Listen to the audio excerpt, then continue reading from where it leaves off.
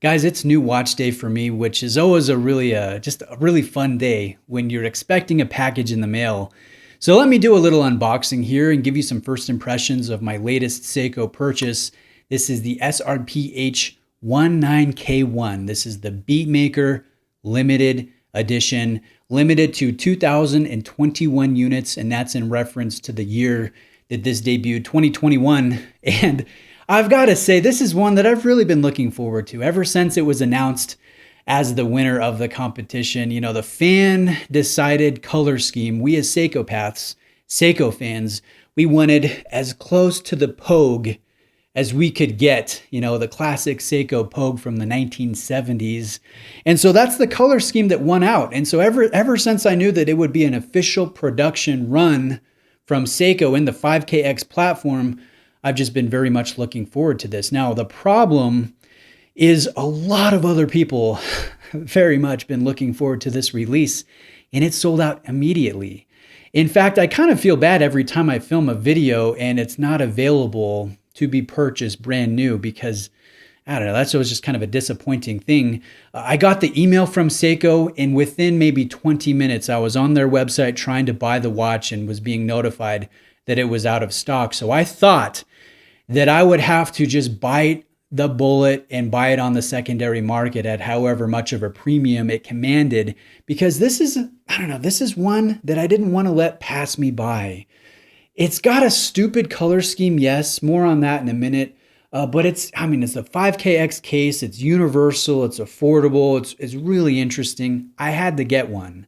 So I was a little bit disappointed and was reserved to trying to find one on the secondary market, but my authorized dealer, Brent L Miller, they came through. They unexpectedly got one in their stock shipment. And Brad there, he texted me right away and said, "Hey, guess what came in? Would you like it?" And I said, "Yes, absolutely. I would love it." So just came in the mail. I just literally got it out of the box, and I'm giving you guys some first impressions. Still has the hang tag and some of the stickers. And I'm going to size it up here when I get off the camera. But let's talk about the color scheme. So some watch enthusiasts are calling this the Pogue reissue, which isn't necessarily true. This is not a Pogue reissue, but the color scheme is extremely close to the color scheme that we know and love with the Seiko Pogue. That's a vintage chronograph that I've owned, that I've reviewed.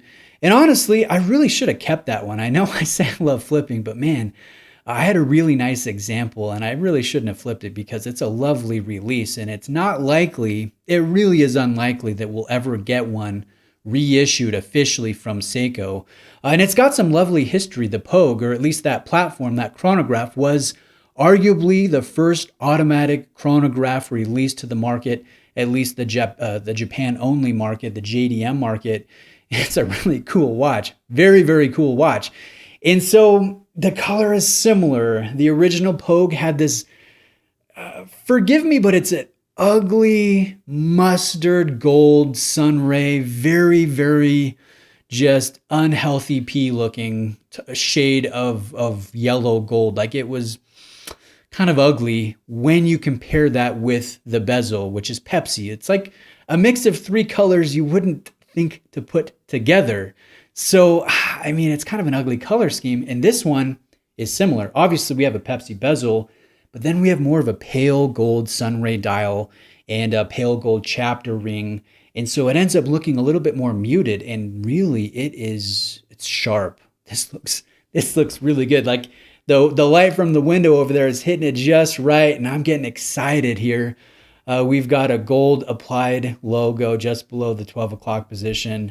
And oh my goodness, guys, this is a cool one. I'm really glad to get this one in. Retail price is $295. That's what I paid. I looked on the secondary market today, and there's a couple being listed, for about $600. Some a little bit more, some a little bit less. And I would imagine that would hold steady because it's sold out. And there's going to be people that just want it because they love it. And there's going to be other people that buy it because they see, oh man, I can make $300, $400, which is stupid. If you're like that, you're making this hobby a little bit less enjoyable for the rest of us. So, I'm just going to say that. don't think that's controversial to say. But, there's only 2,000 of them roughly in the world, and the demand is high. Seiko, I think they could sell at least double that amount if they were to make this just a regular production model. I know I said the color scheme's kind of ugly, but it's endearing. It's still kind of charming. It's very Seiko. Nobody's going to confuse this with any other type of watch or brand. And really, this is affordable. It's a great size. It's a great diver. It's versatile when it comes to what type of straps you can play with. Really, they could sell thousands more, I think, than they planned on.